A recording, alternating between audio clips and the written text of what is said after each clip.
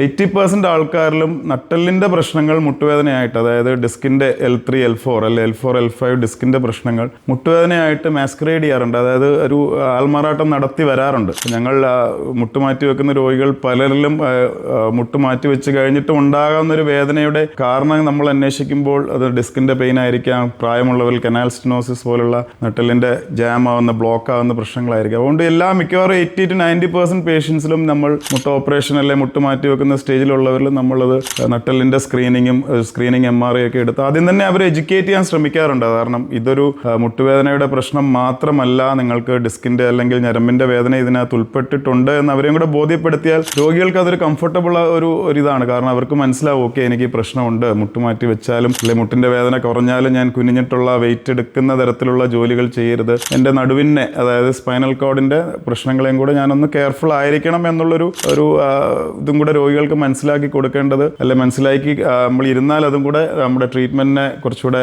പോസിറ്റീവായിട്ട് അതിന് മാറാറുണ്ട്.